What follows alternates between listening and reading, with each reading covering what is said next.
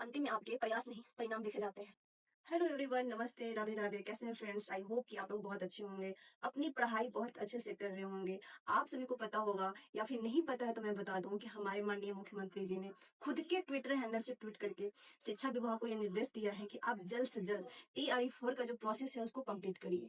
तो ऐसे में कहा जा सकता है फ्रेंड्स कि हमारा जो TRE 4 है उसका एग्जाम है सितंबर में होने जा रही है, क्योंकि सितंबर के मिड से इलेक्शन का मतदान शुरू हो जाएगा। तो ऐसे में 99% चांसेस है कि आपका जो एग्जाम है सितंबर में होना तय है। तो इतने कम समय में जो न्यू बिगिनर हैं, जो फ्रेशर हैं, जो अभी-अभी एग्जाम की प्रिपरेशन करना शुरू किए हैं, उनके लिए कॉमन पेपर को टैकल करना इज़ अ ह्यूज टास्क। क्योंकि कॉमन पेपर में बहुत सारे सब्जेक्ट होते हैं, like math, reasoning, current affair, science और फिर ज्योग्राफी। तो इतने सारे सब्जेक्ट को इतने कम समय में कैसे देखा जाए, कैसे पढ़ा जाए कि बहुत कम पढ़ के, बहुत लिमिटेड पढ़ करके अच्छा मार्क्स गेन किया जाए। तो मैं आपको इस वीडियो में बताऊंगी फ्रेंड्स कि आपको कैसे पढ़ना है, क्या पढ़ना है जो आपके एग्जाम में आए, क्या पढ़ें, कैसे पढ़ें कि आप ज़्यादा से ज़्यादा मार्क्स एग्जामिनेशन हॉल में स्कोर कर सकें। क्योंकि मेरा जो जर्नी रहा है, 2015 से मेरी जर्नी स्टार्ट हुई थी कॉम्पिटिटिव एग्जाम का। तो एक अच्छा खासा मतलब मेरे पास अनुभव है कि मैं आपको बता सकती हूँ कि आपको क्या पढ़ना चाहिए इतने कम समय में और कैसे पढ़ना चाहिए ताकि आप मैक्सिमम स्कोर गेन कर सकें। तो आपको इसके लिए कुछ नहीं करना है, इस वीडियो को पूरा वॉच करना है। आप उस आपके जितने भी सारे डाउट्स हैं, कंफ्यूजन है, सब कुछ आपको क्लियर हो जाएगा। तो चलिए बात करते हैं वीडियो की। कॉमन पेपर में प्रत्येक सेक्टर से 8 क्वेश्चन पूछे जाते हैं, मतलब 8 बच्चे 40, मतलब 40 मार्क्स का। आप इसको इग्नोर नहीं कर सकते हैं। अगर आप इसमें 39 प्लस मार्क्स लाते हैं तो ये आपका एक रैंक डिसाइड कर देता है, जो कि काफ़ी इंपॉर्टेंट है, जो सिलेक्शन के लिए मेजर रोल अदा करता है। तो एकदम इसको इग्नोर नहीं करना है और जो मैं बताऊंगा उसको फॉलो कीजिए। आप यकीन मानिए कि आप बहुत अच्छा स्कोर करेंगे।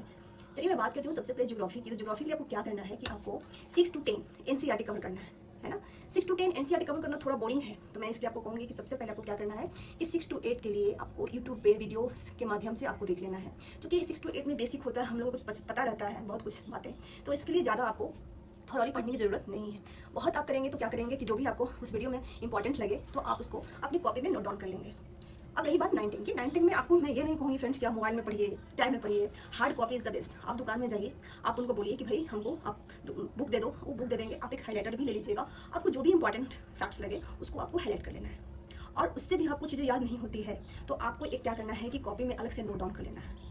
इतना करने के बाद एक काम और करना है कि आपको खान सर का इंडियन एंड वर्ल्ड ज्योग्राफी जरूर देख लेना है, मैप का।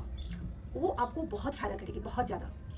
जब ये आप कर लेंगे ना, उसके बाद आपको क्या करना है कि घटनाचक्र पूर्वावलोकन का बुक लेना है और उसमें जितने भी प्रीवियस ईयर क्वेश्चन आए हुए हैं उसको सॉल्व कर लेना है। उस क्वेश्चन के साथ साथ इसमें एक्सप्लेनेशन भी दिए हुए हैं, उसको भी आपको देख लेना है। इतना आप अगर कर लेते हैं ना तो यकीन मानिए आपको फिर ज्योग्राफी में क्वेश्चन गलत नहीं होने वाले हैं। अगर ज्योग्राफी में 8 क्वेश्चन आएंगे तो आपके 7 क्वेश्चन पक्का सही होने वाले हैं। तो इस तरह से आप ज्योग्राफी को डन कर सकते हैं। अब बात करते हैं हम मैथ का। मैथ इज़ अगेन बहुत स्कोरिंग सब्जेक्ट है।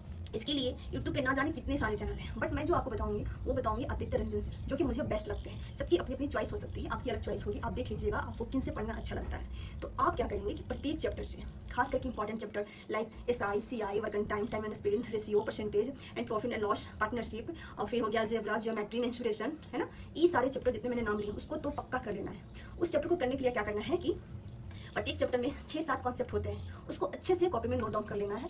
नोट डाउन करने के बाद उसमें क्या क्वेश्चन भी लिखना है, साथ साथ में उसका एक्सप्लेनेशन भी लिखना है, ताकि जब आप जब भी मॉक लगाएं तो आप उसको रिवाइज कर सकें, है ना।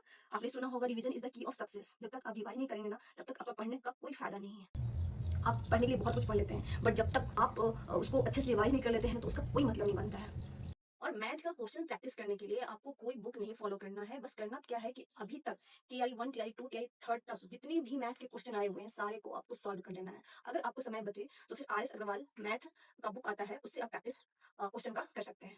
ये नहीं मैथ की, रीजनिंग की जहां तक मैं बात करूँ तो reasoning again is the major subject. और इसको करने के लिए आपको क्या करना है कि आपको यूट्यूब पे सर्च करना है रीजनिंग बाय राहुल सर। वो बहुत अच्छे से पढ़ाए हुए हैं फ्रेंड्स, आप उनको अच्छे से फॉलो करिएगा, बहुत अच्छे से पढ़ाए हुए हैं। आप अगेन उसको क्या करिएगा कि प्रत्येक चैप्टर से तो 7-8 जो भी कॉन्सेप्ट होंगे उनको आप नोट डाउन करेंगे एंड फिर आप क्या करेंगे कि इसको रिवाइज करेंगे। और जहां तक बात रही क्वेश्चन प्रैक्टिस का, तो आप यूट्यूब पे ही मतलब पॉज कर करके क्वेश्चन प्रैक्टिस कर सकते हैं। इस तरह से मैथ, रीजनिंग एंड ज्योग्राफी का तो कहानी खत्म होता है। अब आते हैं साइंस पे। साइंस को करने के लिए क्या करना है, अगेन मैं आपको हाईली रिकमेंड करूंगी एनसीईआरटी। एनसीईआरटी द बेस्ट, आपको आपका बेसिक कॉन्सेप्ट क्लियर करता है। तो 6 to 8 आपको कर लेना है यूट्यूब से, देन फिर 9 10 कर लेना है हार्ड कॉपी से, मतलब बुक से कर लेना है, और फिर जितने भी उसमें इंपॉर्टेंट फैक्ट्स हैं आपको उसको रिवाइज कर लेना है।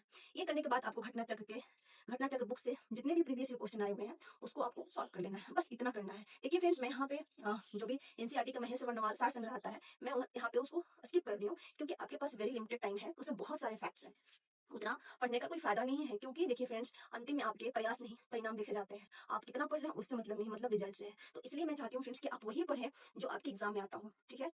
तो आप इतना करिए, इतना से ही आपका काम हो जाएगा। अब हम बात करते हैं करंट अफेयर की। करंट अफेयर के लिए कुमार गौरव सब चैनल इज द बेस्ट। आप उनका मंथली जो भी आता है, मंथली करंट अफेयर का एक्सप्लेनेशन आता है, आप उसको देख जाइए। देन आपको क्या करना है कि मार्केट से एडिटोरिया फिर एसपीडी का बुक लाना है, और उसमें जो भी पीछे में दिया हुआ रहता है क्वेश्चन आंसर, उसको सॉल्व कर लेना है। बस इतना कर लीजिएगा ना, तो आपके करंट अफेयर के 8 में से अगर 8 क्वेश्चन आते हैं तो आपके 6 7 क्वेश्चन सही हो जाएंगे, जो कि बहुत अच्छा माना जाता है करंट अफेयर के लिए। तो ये रही कॉमन पेपर को टैकल करने की स्ट्रैटेजी। अगर आप इसको फॉलो करते हैं तो 39 प्लस आपके स्कोर आने वाले हैं, क्योंकि हमने जो बताया है वो बेसिक बताया है, बहुत लिमिटेड बताया है। मैंने बहुत ज़्यादा इधर उधर की बातें नहीं बताई है, आपको वही बताया है जो आपको पढ़ना चाहिए। इसके बगैर आपका काम नहीं चलने वाला है। इसके पढ़े बगैर आप इधर उधर की चीज़ें नहीं पढ़ सकते हैं। तो आपके पास बहुत लिमिटेड टाइम है, तो आप इस पर फोकस्ड रहें, और यकीन मानिए मैंने जो भी बताया है आपके एग्जाम ओरिएंटेड बताए हैं। फ्रेंड्स, पढ़ने के लिए बहुत कुछ है, बहुत कुछ है। तो अंतिम में आपने कितना पढ़ा वो नहीं देखा जाएगा, मैं बार बार कह रही हूँ। आपके प्रयास नहीं देखे जाते हैं, आपके परिणाम देखे जाते हैं। तो आप वही पढ़िए जो आपके एग्जाम के लिए सुटेबल है, एग्जाम के लिए परफेक्ट है। तो अगर वीडियो अच्छा लगा होगा तो प्लीज़ प्लीज़ प्लीज़ वीडियो को लाइक कर दीजिएगा, एंड चैनल को सब्सक्राइब कर लीजिएगा, ताकि मुझे थोड़ा मोटिवेशन मिल सके। और इसमें आपको कोई पैसा भी नहीं लगता है ना, तो और मुझे थोड़ा अच्छा लगता है कि हाँ चलो मैं जो भी कर रही हूँ लोगों को पसंद आ रहा है। और फिर आपको कोई सुझाव हो तो आप मुझे कमेंट सेक्शन में कमेंट करके आप अपना सुझाव दे सकते हैं।